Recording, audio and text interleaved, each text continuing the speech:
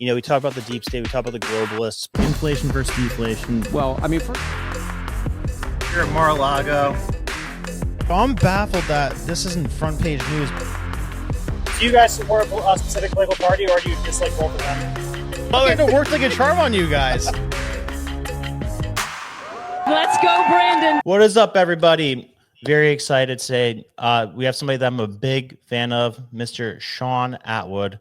If you've not heard of him, he started off his career doing very well in the stock market. He also spent some time at one of the most dangerous prisons in the world because he was one of the most significant, I think, ecstasy dealers in Arizona, and then turned it around, learned who the real drug dealers were in America, and that happens to be the American government. Wrote, like, I think over 20 books, and which, like, a lot of them I'm obsessed with, by the way, about the whole drug dealing system, and connects all the way to Epstein, George Bush, and Bill Clinton. Shaun, how we doing? Yeah, phenomenal. I see the Epstein thing blowing up right now again with this ridiculous cover-up.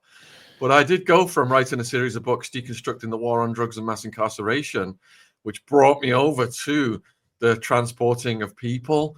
And you realize that these demonic, satanic, pedophile elites are just running everything. I interviewed Epstein's niece recently. We're about to publish it. Oh, wow. And she's talking how they were into the cult of Baal and all this esoteric stuff. And it's absolutely mind-blowing to think what they do at the top. Wow. So is she, like, completely against him? Is she, like, she's like willing to talk and everything? Or she was drugged and mind controlled and seriously abused. Come on. His niece? Yeah. Wow. Oh, wow. I'm excited for that. When's that coming out? Yeah. I'm just waiting for it to approve the final edit, and hopefully within the week. Oh, sick. All right. That's awesome. Yeah. But yeah, so I was going to ask you, so I mean, your first three books, it was Pablo Escobar, Beyond Narcos, that's 2016. Then you had American Made, Who Killed Barry Seal, Pablo Escobar, George Bush. I think that was also 2016. Then the Cali Cartel, 2017. Was it something you were kind of naturally coming across anyway, this Epstein situation, or did you kind of latch onto that? Because I think that one came out in 2019 when you first started tackling that. Like, were you already there, or did it, like, his death bring you to that?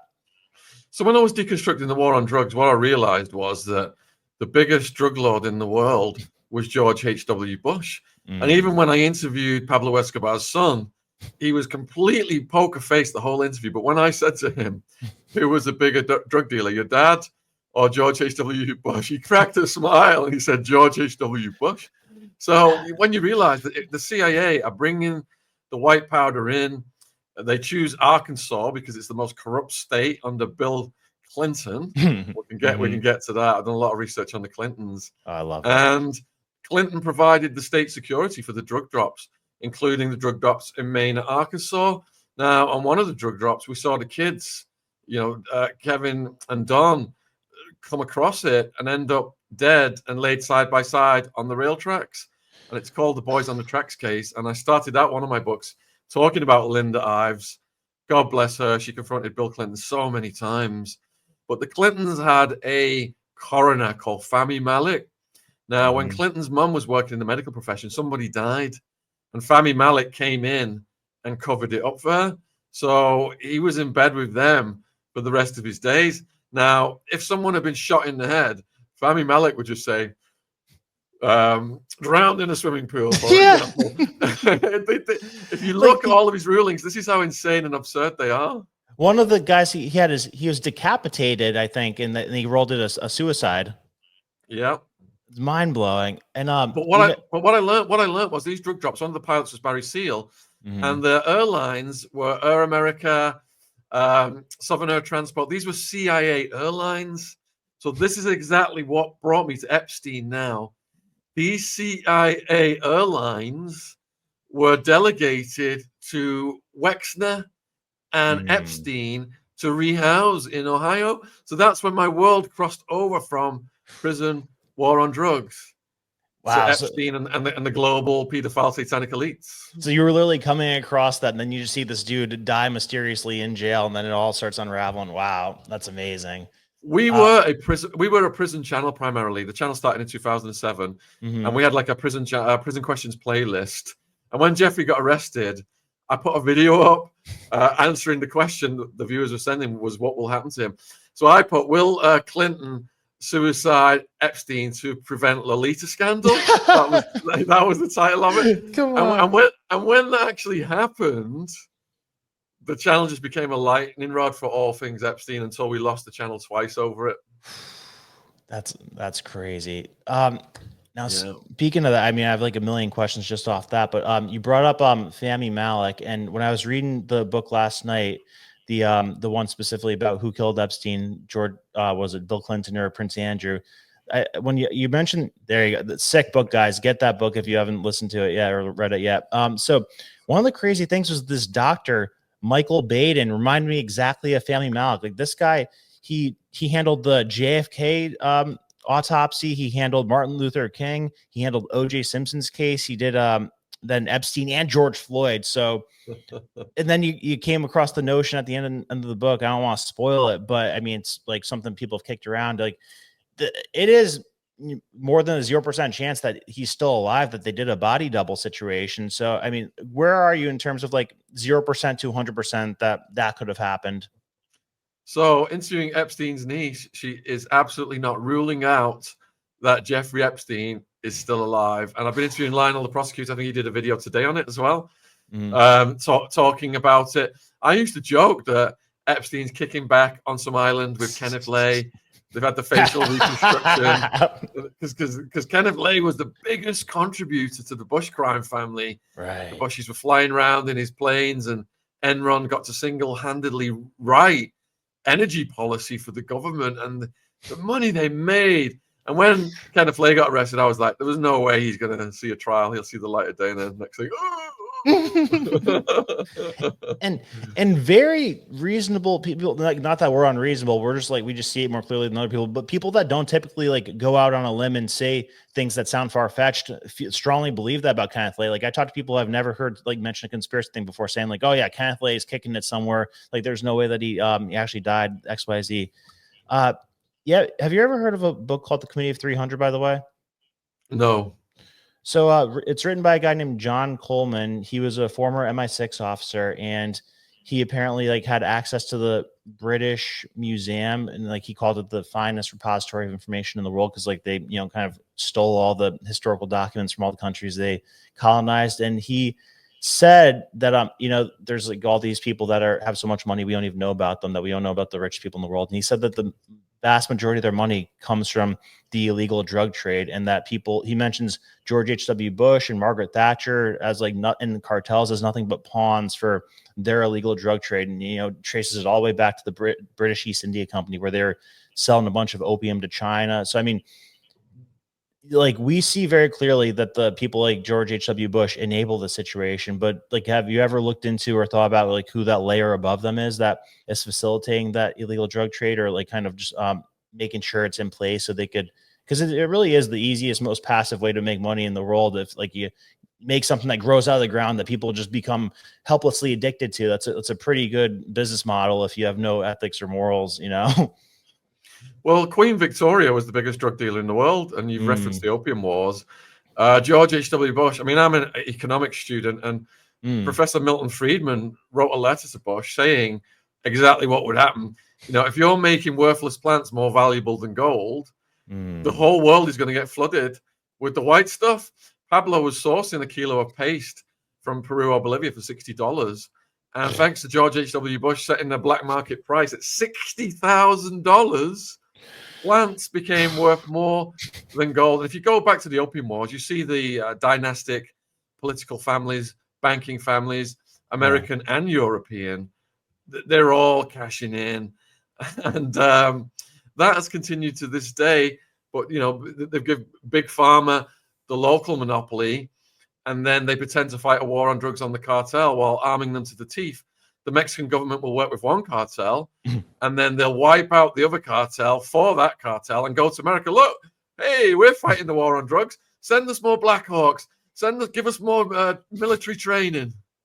Oh my, that thing you brought up in your book with the one, it was, I think his Boys on the Tracks to the Epstein, who killed Epstein, when you said how George H.W. Bush literally set up a sting operation just to get a bag of crack off of somebody that, like, to say they bought it next to the White House. I was like, there's so many times in your book where I literally have to stop, like, there's no way that's true. And I go look it up. I'm like, come on, really? And I found the video on YouTube of him holding the stupid bag of crack that they just like manipulated some kid who doesn't even sell crack into bring in and sell in front of the White House. Like, that was unbelievable. And someone said to George H.W. Bush at dinner, how can you be running, bringing the drugs in through the CIA, Oliver North, Felix Rodriguez, etc., and waging a war on drugs at the same time? What if the public ever find out? And his response was, it's so far removed from what the public will believe that you could tell it to them and they would just never ever believe it. Right. I think Hitler said something like that, where like the bigger the lie, the harder it is for people to conceive it or something, or the easier it is to make people believe it. And I mean, so I guess I have to ask, I mean, the biggest question of the day today is, what the hell is going on with Trump? I mean, because there's a few scenarios getting kicked around. Like, one, is it just that he's straight up knows that he might get killed or assassinated if he full on releases this stuff? Another potential one is, like, is he too connected to it with his history and, allegedly helping launder money in the New York real estate market? Is it that he did some blackmail himself when he bought the Plaza Hotel? We bought Adnan Khashoggi's yacht. Like, I mean, so what's your vibe on? Because, I mean, clearly he's acting bizarre about this. I don't know if you saw his tweet yesterday where he's saying, like, God, like, why are all my MAGA guys and girls mad at me? Like, this is a list that was made up by Obama and Hillary and Joe Biden. Like, and you're falling for it. Like, dude, we're not freaking idiots, and you're gonna lose us if you keep pushing this shit. Like, I don't care if you're like all across the board, everybody is against this and MAGA. Everybody's pissed off about it, even his biggest supporters. So what do you think is compelling him to take this line of narrative? So a lot of my viewers are MAGA fans out of America, and I myself was jubilant when Trump did the freedom of speech stuff, and he had all the tech giants, behind him. And I have noticed on YouTube, I am able to get guests back on I couldn't get on. I'm able to speak more freely without getting demonetized and get strikes. And, I do credit Trump and Elon Musk, Elon grabbing X and setting the bar there as well for free speech. Yes. Really giving me personal job security. Now, I've always said prior, when people ask me about supporting political parties, I've always said that my definition of a politician is someone who says whatever the public wants to hear to get the votes. And then as soon as they get in, they turn around and do the complete opposite and, answer to the vested interest. And Putin put it that presidents are idealistic and they may have these grandiose plans, but once the men in the suits with the briefcases come and speak to them, they let the president know how it's going to be. So I've always said on my channel, I've never believed that Trump is in control of foreign policy. I think that's above his pay grade. You touched on it earlier about the dynastic families, the banking families, for example, who are the string pullers of these politicians who are just puppets. And when we saw, the bombing of Iran and all that kind of thing as well play out, and everyone just came back and said, look, this is Saddam Hussein, weapons of mass destruction all over again. Trump was like, he was running around like a Roman emperor whose military was just doing what the hell it wants and trying to save face. Yeah. So I don't think that Trump, he may mean well, he may have come in and meant well, and he's done great things with freedom of speech and all that woke crap. But when it comes to the big issues, the military industrial complex, the dynastic banking families, the US foreign policy that the neocons are employing today, and they've gone beyond Brzezinski. Brzezinski, in some of his interviews, was saying, the Iraq thing was BS. He wouldn't have done that. Should have just gone in and out of Afghanistan. Shouldn't have hung around. So these neocons, I think they're taking us into World War III. They've gone beyond Brzezinski and Kissinger.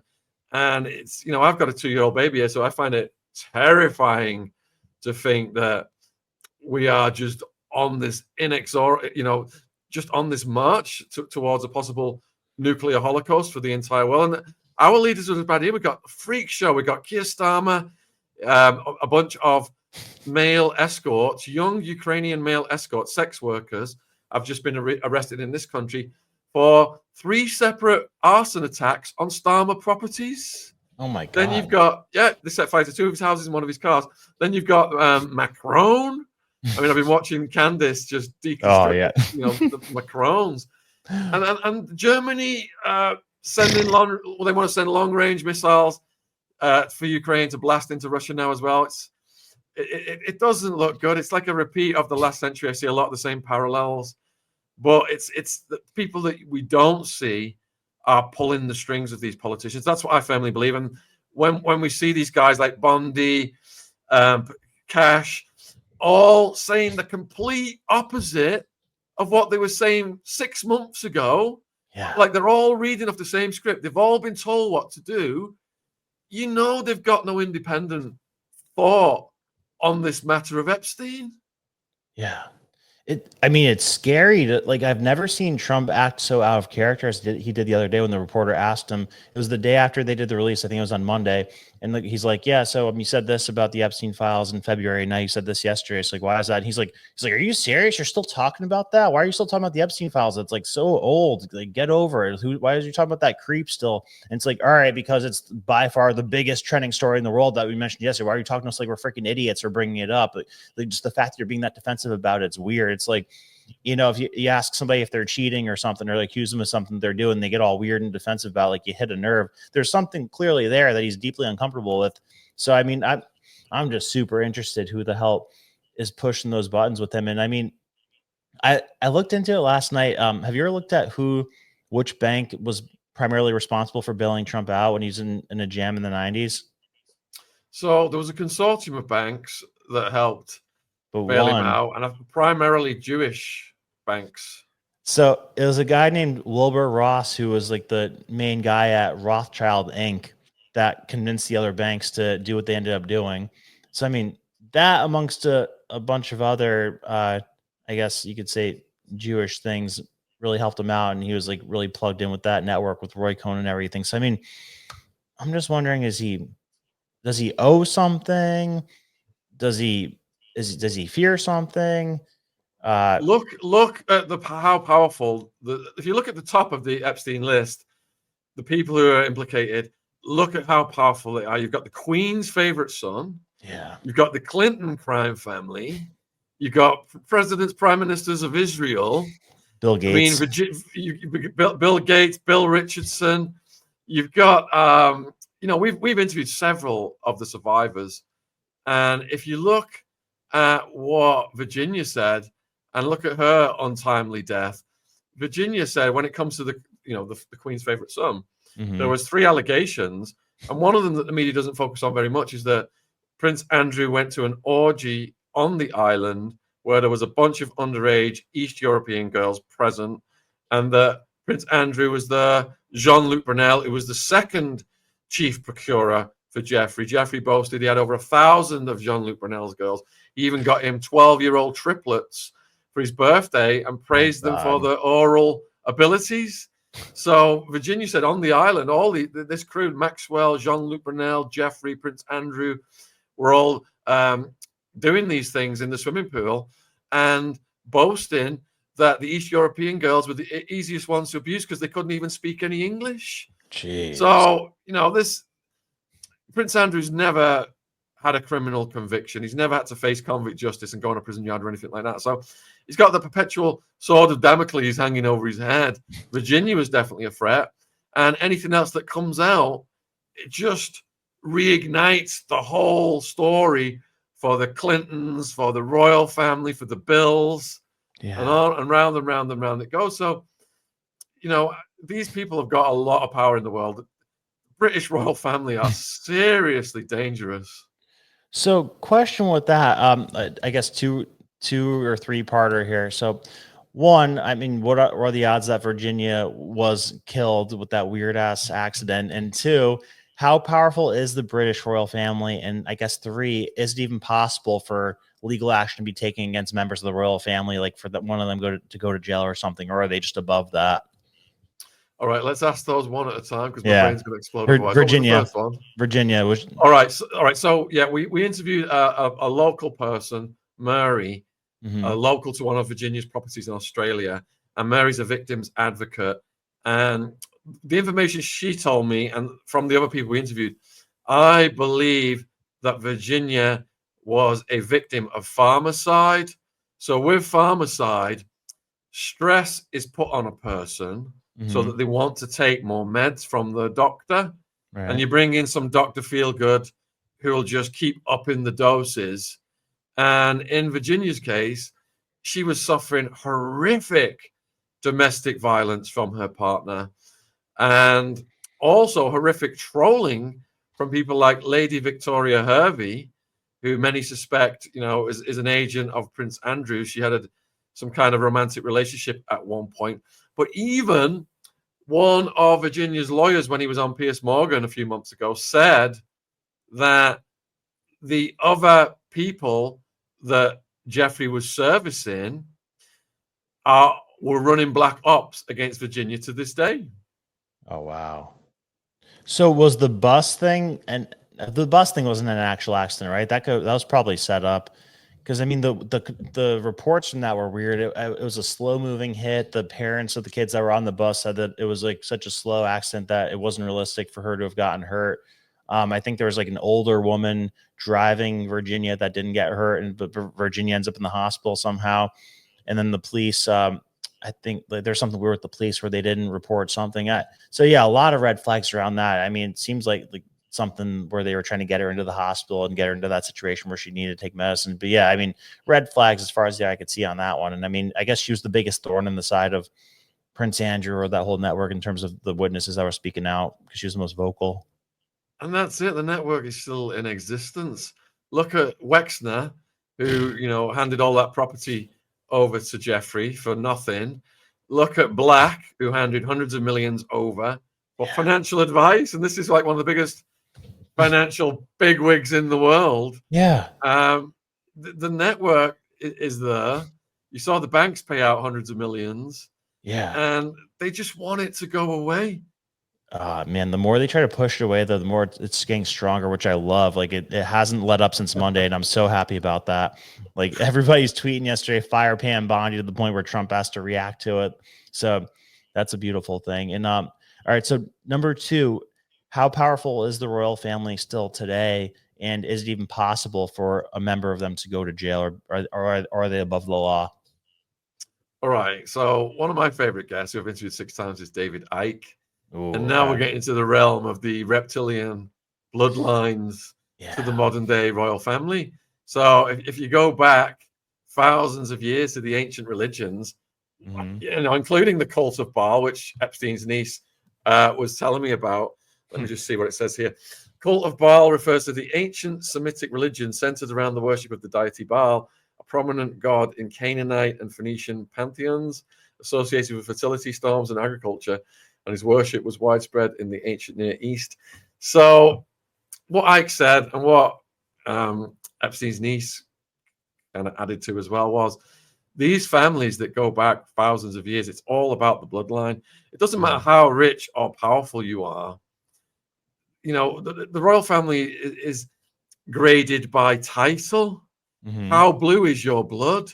But the problem is, if they're doing it through incest, which is what happened a lot, then you start to get these genetic deformities. So, for example, the theory that they brought Princess Diana in to bolster the gene pool, and then when she started acting up, there's the conspiracy that the royal family allegedly had her unalived. Right. So you're talking about the accumulation of thousands of years of interbreeding, how the British Empire, the sun never set on the British Empire. Look at all the wealth that the British Empire, just stole from the rest of the world.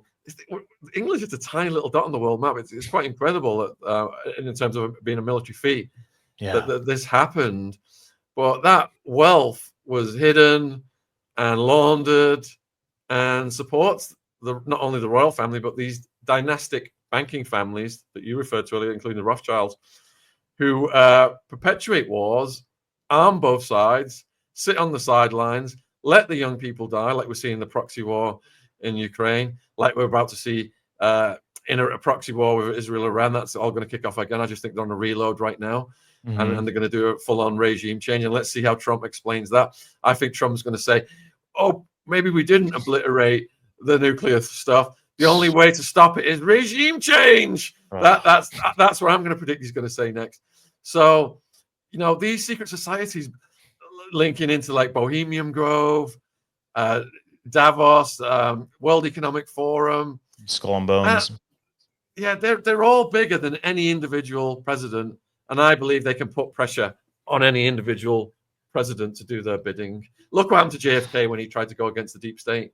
Boom. By the way, do you think the driver did that? I've heard a lot of somewhat credible people say they think the driver did that, and that's what the missing frame is. I think there was a possible triangulation. And perhaps there's a theory that Barry Seal was a getaway pilot for some of the assassins. Yeah. Wow. All right. That's crazy. So have you ever come across like somebody who seems like higher up than the Rothschilds? Because like, you know, whenever you kind of try to trace back the global power, I almost feel like they're so visible and so known about that that's intentional, and that there must be people that are above them that are more powerful than them. You know what I mean? It's like almost like that's things connect to them too clearly. Look at some of the German families who financed Hitler and how they were left alone because of their alliances with Prescott Bush, who was laundering money for them and investing in the mines at Auschwitz. This is the Bush family, which was a war crime. Yeah. And he managed to get away with it by, you know, just pretending to be patriotic and having done so much for the soldiers. And they always know how to hide these things in plain sight and completely get out of scandals if need be. So there's all kinds of families around the world in various countries, royal or otherwise, industrial. If you look at the industrial families of Germany that financed the war, that have got these massive net worths, but they just, you know, we don't hear about them. We're focused on the Kardashians and all of this other Disney crap. Yeah. So stupid. Before I forget to ask, you allude to the notion that some people in the CIA have in your book, the one that was in the tracks to Who Killed Epstein. So you say some CIA officers allude to the fact that George H.W. Bush might have been a pedo. What do you think about that? Well, he was ass grabbing even when he was going senile, wasn't he? Being, you know, was he wheeled going around in his wheelchair? He was still grab ass in women. So well, grab ass in women's one thing, but like, do you think he was straight up attracted to like underage kids? I mean, because you had the whole Franklin cover up thing, you had the whole the Finders cult right in DC when he was vice president, and I mean, that kind of leads into my next thing. I was going to say, you know, you got like a clear like format or formula of how these things work out. You got the Mark Deutrich situation, you got Jimmy Savile, Franklin cover up the Finders, and they all have these common patterns of, you know, elite and intelligence network involvement. And the victims are silenced. Whistleblowers are either whacked or put away with, and then the authorities just cover it up, and it's like super creepy hush hush. So like, why is there this level of protection around it? And it's almost like there's not a lot of attention paid to all the kids that go missing every year, because like I'm literally at the point where I'm like, wow, are they like feeding children to like a satanic force or like to demons or reptilians or something? Like or is it just a weird lust for kids? Like, or is it just the blackmail thing? Is it the network seeking out people to blackmail, or is it like people in power seek out the network itself? All right, so you've asked several questions again. Let me see if I can remember them all. All right, we'll go back to Bush then. You know, Bush is dead now. We have had people come on and make allegations against him. I don't want to get your channel in trouble. Yeah. But, you know, I wouldn't put it past any of these people. Maybe boys, maybe girls. I don't know. What I do know is we've interviewed, for example, survivor of Kincora Boys Home in Ireland. And what they do is they take the kids who are kind of ostracized from society, haven't got any parental care, living in these care homes, take those kids, use them as honey traps. And this was boys. So you've got political figures, you know, doing this to these kids, these things. I'm just trying to weigh my words carefully. Yeah. These horrific things to these kids. And the way they justified it here is MI5, MI6, that we had a war going on with Ireland. There was terrorism and threats, and the sacrifice is worth it for peace. And with the ones you quoted, for example, was it Franklin? Yeah. Finders, Franklin, Deutrix. Yeah, they justify it, and a lot of it comes from the Cold War. They justify it that they've got to have the edge on other countries and get the goods and compromise people. Otherwise, those countries will have the edge on us, and then there'll be the domino effect. The next thing, the communists will be knocking on our door. That's how they justify it. Look at MK Ultra. We had a doctor on last night, and he said MK Ultra, yeah, the government claims to shut it down, but of course it's still ongoing to this day, and they justify it through national security. Because if they're not doing it and everyone else is doing it, then the other countries are going to get the edge. But the horror of what these kids are put through, Jimmy Savile, and I've written a book about Jimmy Savile, Untouchable. We've also got a documentary if people want to watch it on YouTube called Untouchable Jimmy Savile. It's free. Mm-hmm. And we've studied him extensively. And he was just he worked in a nightclub and a DJ from the north of England, just a nobody from a poor family in a coal mining town. And next thing, he works his way up. He's getting knighted by the Pope, by the Queen. He's Margaret Thatcher's best mate. He's Princess Diana, Princess Charles. He's doing marriage counseling for them. And he's one of the most prolific offenders in the history of this country. And they protected him until after he was dead. So Jimmy Savile had a weekly luncheon for the local police. And the way it was set up, if a crime was committed against a kid of that nature and it got reported across the country, they would have to call the Leeds police force for whom Savile had the weekly lunches. And there was one officer that came to his weekly lunches who took all of the incoming calls. So, of course, all of those complaints just completely disappeared. But when these guys get called out, they're labeled as lone wolves. The network has a way of sacrificing them. And, that's what we're seeing with Trump, and Epstein was a creep, a lone wolf, not a network, etc. Even though Acosta said he was intelligence. Same with Savile. If you look at it, we believe that he was procuring for elites, that, the honey trap stuff was involved, the care homes was places that they were procuring the kids from. There's one called Duncraft Girls' School, and Savile called it his sweet shop. He would pull up in his Rolls Royce, and he'd give the kids like presents, like sweets and perfumes and stuff, or cigarettes. And he had a show. He was like a DJ on this show called Top of the Pops. Mm-hmm. So he would get these teenage girls places to dance on top of the pops, and then he would take them out in his Rolls Royce and perform these horrific deeds on them. A policeman actually knocked on his Rolls Royce as he was about to do the act, and Jimmy Savile said to him, "What do you want?" And he's looking in. He's like, "You guys okay? You guys okay?" And Savile, this is how brazen he was. He said, "She turned 16 at midnight. I'm going to give her a good seeing too. Now get on your effing way if you want to save your job." He went back and reported it to his colleagues, and they said, "We will all lose our jobs if you put in a report like that about Jimmy Savile." Oh my God, that is crazy. So all right. And he wasn't that rich, right? Like I tried to look up his net worth. He's worth what, a couple $1 million, maybe like $10 million or something. Because I thought he was a billionaire. He raised tens of millions for charity, and that was his shield. He was the biggest TV star in the history of the UK during that era. There was only like 4 or 5 TV channels, and he had major programs. Jim will Fix It, Top of the Pops, etc. So he was just hero worshipped to the max in this country. That's a weird one though, because it's like even Epstein, they didn't go through that many lengths to protect him, because the first time they tried to, but then like you said in the book, once it happened again, Israel's like, all right, it's too much of a hassle at this point. And Larry King too, with the Franklin situation, they ended up letting him get busted for the credit situation, but not with the child crimes.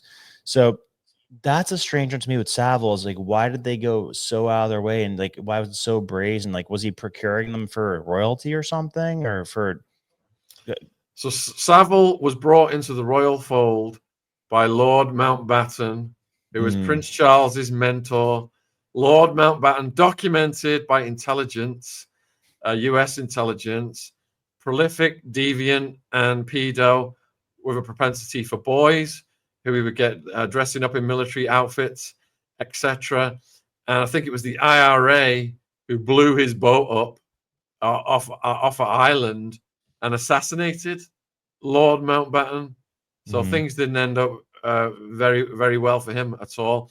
But Lord Mountbatten brought Savile into the royal fold, and Savile would just waltz into the palace as if he owned the place. You would think background checks would have been done, MI5, Scotland Yard, etc., on Savile, and the royals would have been appraised of the complaints that come in about him. But if that had happened, they completely disregarded it. Even in Margaret Thatcher's cabinet, there were several, adults who did things to boys that she knew about. And that goes into the theory then that, do they only allow people to rise to the top who are compromised? And is that the function of Savile? Is that the function of Epstein? It's to compromise these people and put them in place. I believe that Bill Clinton parlayed, his deal with the Bush crime family and the CIA bringing the white powder in, playing ball with them. I believe he parlayed that into the White House, and they knew he was compromised. They knew about all of the sexual assault NDAs from when he was running around as a cokehead governor, and how his brother had got busted buying the white stuff and said, some of this is for Bill. He's got a nose like a vacuum cleaner. They knew how down and dirty Bill Clinton was. That's why they gave him the White House. These people are just conduits for the banksters, the dynastic banking families, the elite, the royals, the deep state, and the military-industrial complex, big pharma, etc. And the intelligence agencies are like the enforcement arms for these elites. Right. I guess that is a good way to put it, is like if you are extra filthy and your life could be ruined so easily because of all the skeletons in your closet, you're a very desirable candidate to somebody who wants to control you. And the less of that you have, the scarier you are. Because I mean, maybe that's some degree of what they don't like about Trump. I mean, I know a lot of people say, oh, if Trump had anything, in the relation to this Epstein situation, the Democrats would have used that in 2 seconds. And I say, oh, not so fast, because I think that a lot of them are implicated with that too. And that would be like mutually assured destruction if they were to bring that up. Because just the fact that they tried to get him on that stupid freaking real estate thing where she was trying to say that he overpriced his real estate. Then it turns out the attorney general who was saying that he did that, she did it herself, and now she's getting in trouble for it. But the fact that they never even mentioned the Epstein stuff with Trump, the Democrats, and they were like reaching for the stars to try to get anything, that's a scary thing to me. It's like that shows how deep and powerful this thing is for both sides, where they just didn't even touch that for somebody who they despised. So it's very scary and telling when there is something to be said about a candidate that one side hates, but they won't go there. Which takes us back to your original question. If the deep state tried to assassinate Trump multiple times, if they used extreme lawfare against him, and these are the same interests that want the Epstein list covered up, why on earth now is Trump acting in their interests? They want war with Iran. They want regime change. They want the Epstein list covered up. Why is he on board? What? I mean, have they threatened to wipe out his entire family or something? Exactly. And do you feel like he started acting differently after he got clipped in the ear? You know what? If I'd have been clipped in the ear and got up and raised my fist, that was a ballsy thing to do. And I knew now they could just get me at any time, and they're coming for me. I've got nothing to lose at that point. I would expose the freaking crap out of them. But perhaps he's just realized now, I just want a quiet life. This is too much. I mean, he's almost 80 years old. I think he should have freaking released the thing in the same manner that he hit Iran, like where he's like, yeah, I need a couple weeks to think about it, and then boom, out of nowhere, just like in one swift motion, it happens. I mean, that's how it has to be with this, like where you catch them off guard, and then it's like already done before they could even react to it. So like, because if you're talking about it, they're thinking you might do it, then that's where they whack you. But if you just put it out there, then they're on their heels and they're potentially facing legal stuff. So I don't know. He ain't putting it out there. And look how scared the Kennedy family are to this day. Oh, RFK is where is RFK? Like, I think, does he have a mountain of blackmail or a mountain of threats against him? Because he's disappeared like a freaking ghost since he became the. That makes me so mad. He did that whole speech. He's like, oh, for 20 years I've been begging God every day when I wake up, God, please put me in a position to help stop this health crisis in America. And in August 2024, God gave me Donald Trump, and now I'm in a position to do that. And then it's been crickets ever since. He's like done like a few food dye bans, nothing that he said he was going to do. So what the hell's up? Is it the same thing where he's afraid? Like, again, you're over 70. The deep state killed half your family. You're not willing to, die on that sword and like put it on the line to make something happen that you're passionate about. I just don't get it. Like, when you're at that age in life, go for it. It just shows they don't have the power. Yeah, it's sad. That's a sad one. So I guess so I have this I should ask about two things before I pull up this map that I found from one of the guys you're interviewing. So let's see. Let's go with JP Morgan Chase. I wanted to ask about that. So how implicated are the banks with this whole thing? Look at the millions that all the banks paid out. All of a sudden, mysteriously, years later, after Epstein's been unalived, they're paying out all of this money. Because how could thousands of women, teenagers, have been transported all over the world without the banking system in full play, without the federal government in full play? Because when Jean-Luc Brunel was bringing these girls in on the East European pipeline, they were getting fast-track visas to be put in these properties in New York and Florida, where they were, they were sold. Their families were sold on. They were going to become models and make all this money, and just going around these poor areas of East Europe and pumping these families full of false hopes. And then next thing, these girls are on trips with Bill Clinton and other people. We interviewed Juliette Bryan, and she went around the world with Epstein, Maxwell, Bill Clinton, Kevin Spacey, and others. She said Bill Clinton always stunk of corpses and cleaning chemicals. Come on. That's what she said. That's crazy. On my channel, it's on my channel if viewers want to watch it. Epstein survivor Juliette Bryan. Yeah, name of the channel, Shaun Attwood, right? Yeah. All right, beautiful. Another crazy thing that blew my mind from the book is what you said about Epstein's connection with MBS and how they tried to blackmail Bezos, and that might have been why Jamal Khashoggi got chopped up and when he was in Saudi Arabia. Oh yeah, you're getting into the research of Ryan Dawson, and Whitney Webb now. I've collaborated with them for well over 5 years, and their investigative journalism is second to none. So I'd like to credit them. Oh yeah, for all of the going back to honey trap, CIA intelligence, blackmail operations, Operation Paperclip, MK Ultra, the incorporation of the Nazi scientists, rockets, people, and all of the various European countries were scrambling to get the top Nazis to incorporate them into the intelligence apparatus, and then how that evolved over the years through the honey traps to Epstein to the modern day. And that's something that Whitney Webb and Ryan Dawson have really broke down. And going back to Khashoggi, then you're going back to like the era of Robert Maxwell. I interviewed a former Israeli military guy, and he worked what's his name, Ari Ben Menashe.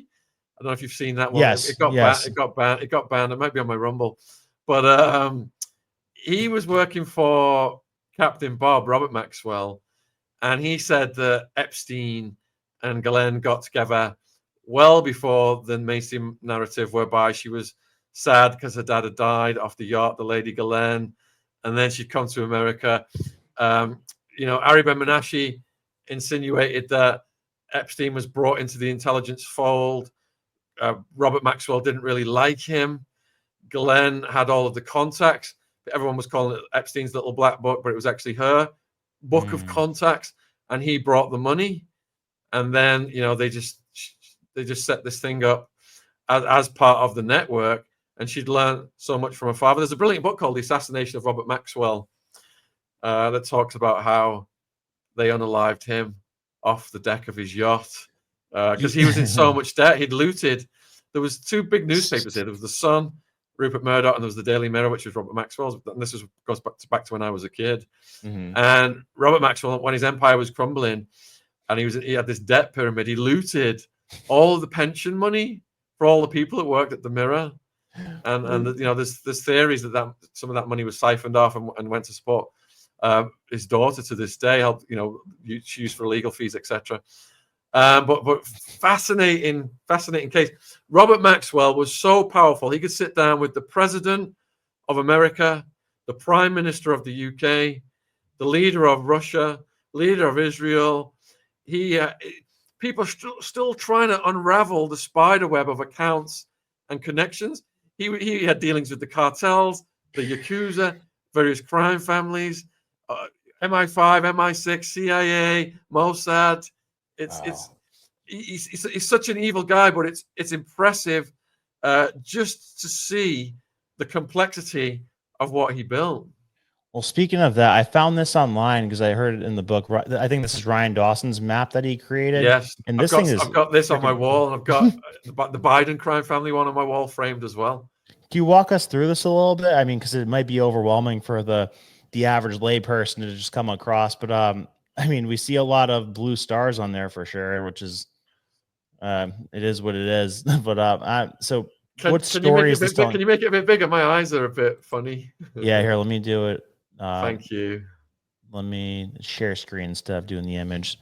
So, yeah, I saw a lot of names on there that I didn't even think to connect with this. Let's see, Ryan Dawson map. Yeah, so you know he's got the network linked to Nixium, as well as the Epstein network. We've got the mega group, so we've got the Jewish donor class. Banking people, finance people, people at the top of corporations. I mentioned Robert Maxwell. Promise Software was what Robert Maxwell was peddling to all the different countries of the world, and they left a back door in it for the Israelis to enter it and extract any information you want. I'm just working my way down the side there. If you go more towards the center, then we've got Alan Dershowitz, Hillary Clinton, Bill Clinton, Barry Kushner, Jared Kushner, Charles. So that, you know, obviously there's a huge here we go is Israeli influence, because people often wonder who Jeffrey was working for, and most people automatically assume like the Mossad. So here Israel. He is right in the middle. So it's not like him being at the top type of a thing. So is this indicating that these are the people at the top? Yes. So you've got Epstein. I remember I said that Jean-Luc Brunel was his second in chief procurer after Maxwell. So we've got him there. The means they did it was through MC2 modeling, promising the girls, in East European girls in particular, that they'd make them superstars. Mark Epstein, Jeff's brother, some of the properties. He interviewed him. Was he connected? Like, because he tried to say that he wasn't connected at all, and that he was shocked and appalled that Jeff was doing this. But is he more involved in it than he was letting on? So people I've interviewed have alleged that Mark Epstein properties, money, lawfare, that he was involved in those three areas allegedly. I'll say, because he's still alive. Right. Got Sarah Kellen. You know, girls came in, they were used and abused, and they were turned into procurers themselves. So, you know, why are we not just going to the procurers right now and saying, who were your clients? Instead of saying, why are we still talking about this creepy guy? Yeah. Dershowitz, of course, I only sleep with my wife. You know, all over the news all the time. Piers Morgan, etc. Very outspoken. Did have allegations against him. Virginia reversed on them. We don't know what the motivations were. Roman Polanski banned from America for being a person who's attracted to minors, etc. So yeah, and then we're going over to the right. We're seeing the Clintons. On the left there, you had Acosta. You've got the ADL, Kushner and Trump. Kushner's, yeah. Hmm. New Mexico, yeah. Bill Richardson, Juliette Bryant. She talks about the three Bills: Bill Gates, Bill Richardson, and Bill Clinton. She had interactions with all of them, and the baby farming experiments in New Mexico. Virginia had been solicited to have a baby for Jeffrey and Maxwell. They wanted to sign legal documents. Now, question about you. So I meant to ask you about that. Was there something significant and unique about each property? Because that's another frustrating thing, is we like never even got to see what the insides of the New Mexico, the islands, the France, the New York. So was it just to be diversified, or was there a special use for each property that he had? So if we look at three of the main properties, then if you look at the New York one, that was given to Epstein by Wexner, and it had a control room with all of the, showing all the camera screens, cameras hidden everywhere. So that was completely set up for honey trapping. With the Florida property, some of the cops that raided it included Joseph Recurry and John Mark Duggan. I've interviewed John Mark Duggan, and he said that when they were seizing property from the Florida residents, that Recurry turned to him and said, "There's no way, if we give this to our superiors, perhaps we should make copies of it, because I don't think this is going to see the light of day." And then Joseph Recurry, he was only in his 50s, perfectly healthy, in great shape, died mysteriously. Come on. And John Mark Duggan, who attempted to make copies, got so scared, his house was raided by the feds, and he fled to Russia. Oh my God. Yeah, and then the reports coming in from the New York property, with the baby farming and the experiments, because New York and New Mexico. Look at the caliber of people that Epstein was inviting to his functions. Yeah, it wasn't just politicians. There was scientists. He had these donations he was making to Harvard and academia. So if you're working for intelligence, you don't just want political leverage. You want knowledge. Knowledge is power, isn't it? Yeah. So I think that's how they'd orientated the New Mexico property. And then you got these weird symbols at all of them. Like, what the hell is this thing? Like, now we're going back. Now we're going back to the symbols in the ancient religions, cult of Baal, and all these other esoteric practices that David Icke told us about. Right. And that weird temple that's on the island, that blue temple. Here, I'll show it. Yeah. I mean, I haven't looked into the symbolism of it yet, but I'm sure it's not like, what the hell is that thing, that's just sitting there in the middle of the island. Have you looked into any of that, or like what the meaning is? Yeah. Was it Luke who went to the island? Yeah. Yeah. I remember originally in Savage. About that. It's esoteric, isn't it? The design of that structure. Yeah, like what are they doing there? What's that little box? I don't know. That's always been interesting to me. But yeah, so shit. I think there's a spiritual aspect to this thing, because it's not logical enough for it to be just purely human greed or debauchery. I just can't help but feel like there's like a spiritual aspect to it too. All right, so you've got the financial aspect of having leverage over people and the power and the political aspirations, but the dynastic practices going back millennia have always involved the human sacrifice of kids. Right. Whether it was to such and such a god so that our crops grow well this season, etc. These practices have always gone on. And when you are, I'm trying to think how to phrase it, having carnal, let's say, activity with a child, which is a disgusting thing, and I'm not trying to take away from the horrificness of that by using careful words, because I just don't want your child to get in trouble. I appreciate it. When these adults are doing that, they're taking the spirit and the energy and the innocence from that child, And that child then is usually permanently traumatized for the rest of their lives and end up on these trajectories of mental illness and addiction and prison and all these things that the predators know will mean that that person never has any credibility if they make allegations against them, if it ever goes to trial. So they destroy the innocence of these kids. They know these kids are going to be so traumatized and have PTSD, they're going to fall back on drugs and alcohol and crime, and no one's ever going to believe when they make the accusations against the adults. Look at the Franklin scandal. The only people who went to prison were the kids, the survivors. The investigator and his son went down in a plane crash. Unbelievable. That's like the most audacious and like little known about one. There's I think her name was Alicia Owens. Yeah, she went to jail for perjury and then she was found hanging in her cell. It's insane. Get Nick Bryant on to talk about that. He's great. Oh yeah, he's a beast. I have to get him on for that. What was the last one I wanted to do? So I wanted to bring up Bill Barr quick because she seems like a super significant guy to me. Like he always gets brought in for cleanup time. You ever read the book by Terry Reed? I think it's called Compromised or something. It talks about the like Barry Seal operation. So he was like the guy after Barry Seal that started running that operation, and he gives like a behind the scenes look, like as he's getting recruited into this thing. Like there's a scene where it's him, Bill Clinton, Bill Barr, and like a bunch of other guys that are part of this Arkansas operation. And Bill Barr is basically like the guy who's like the fixer. And he literally says to Bill Clinton, as Bill Clinton's freaking out, he's like, Bill, it's okay.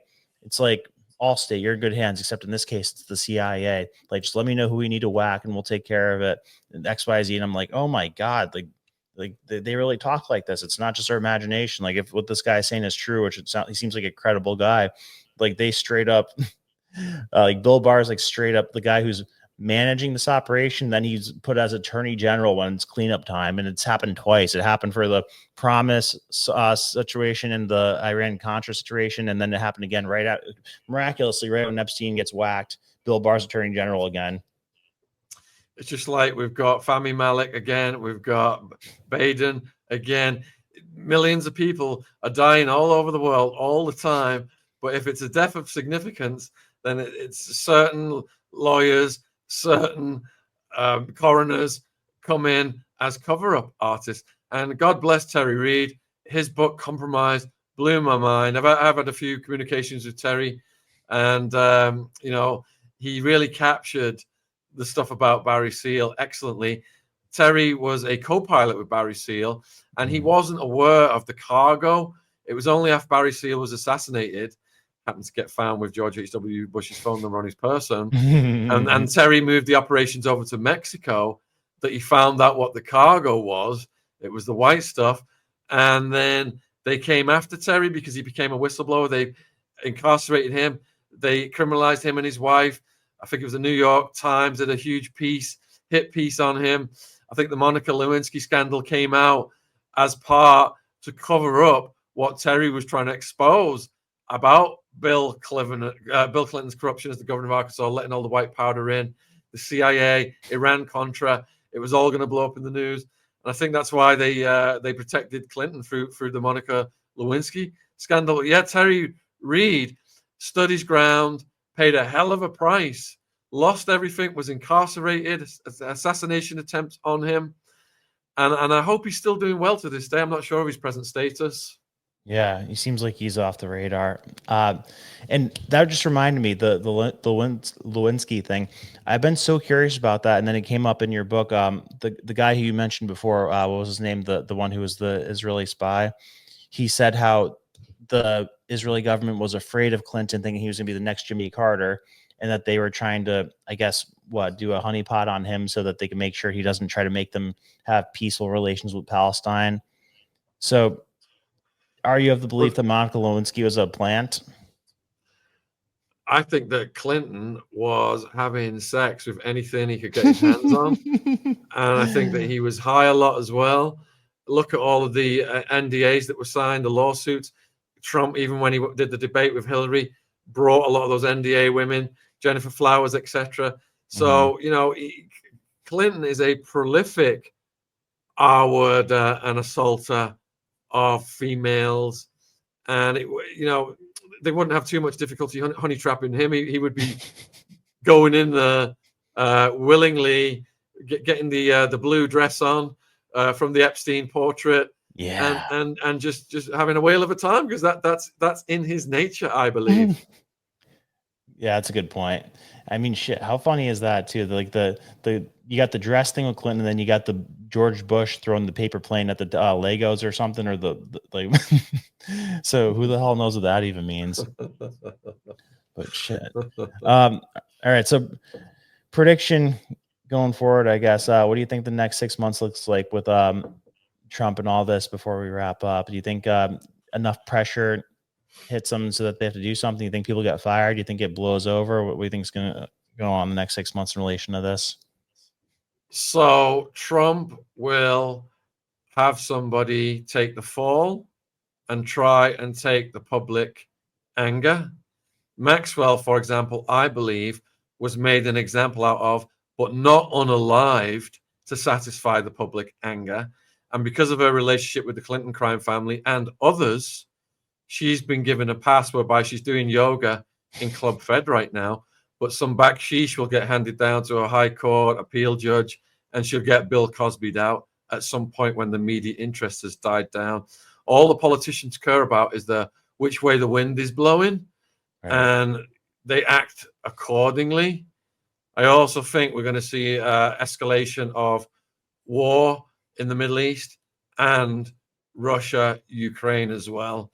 I don't think the peace president has the power to stop the ultimate goals of the deep state, which is perpetual Orwellian war for the benefit of the military-industrial complex, and to further the aims of Brzezinski and the neocons, which is divide and conquer, keep China and Iran and Russia divided, don't let them unite, because they are the biggest threat to US hegemony.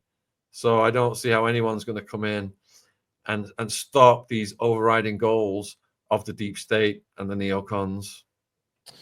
You know, the frustrating thing to me is and I meant to say this before when you were saying how they try to justify these things with the kids because it's in a matter of national security and our adversaries would catch up to us if we didn't. But then why the hell are we constantly giving our tech to our adversaries? Like Anthony Sutton mentions this in his books, how Russia wasn't even, or the Soviet Union wasn't even capable of making semiconductors at scale during the 60s, 70s, 80s, but then we're smuggling over like our tech to help them be able to make semiconductors so they could like build up their military. And then same thing with China, with Chinagate.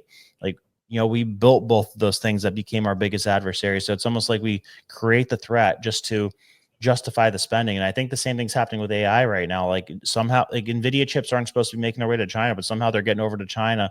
And then China suddenly has, DeepSeek, and the media does this whole psyop. They're like, oh, DeepSeek is as good as ChatGPT, if not better. We need to really double down on our AI infrastructure. And then they pressure Trump into doing this Operation Stargate or Project Stargate, where we're spending $500 billion on AI stuff. So I don't know. I think a lot of the time we build up our adversaries so that we could shake down Congress for money.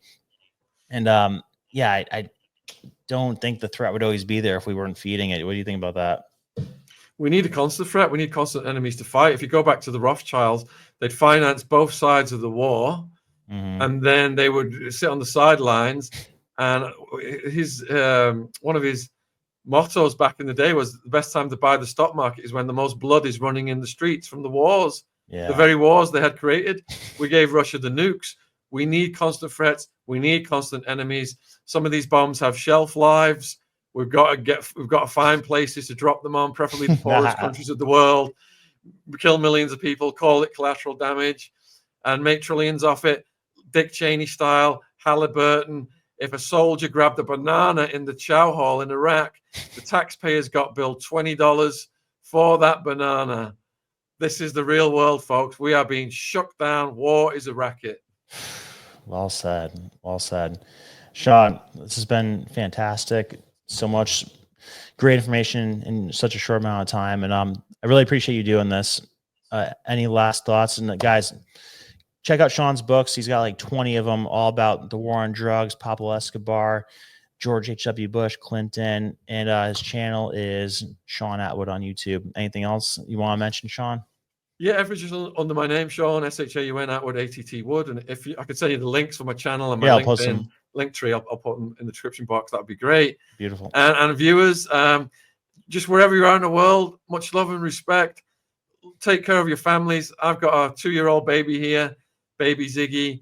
And, you know, there was a time when I just used to not understand all this stuff. And I was trading the stock market when the bets came in, 9/11, the airlines were going to go down. And that was my wake-up moment. And now interviewing so many people and seeing the threats everywhere, I'm just wondering if I was happier when I was back. And, you know, I had this bliss, ignorant bliss. But now I'm terrified, you know, to let my baby. I'm seeing pedophiles everywhere. So look after your families, look after your kids, look after your young ones. Help spread love and support to each other. Don't let these demonic people swallow our souls.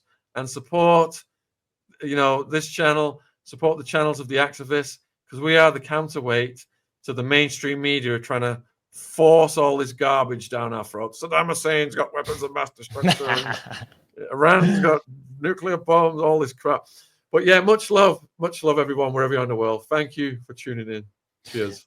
Thank you so much, Shaun. It's been great. We'll talk soon. Thanks, Brandon. Cheers.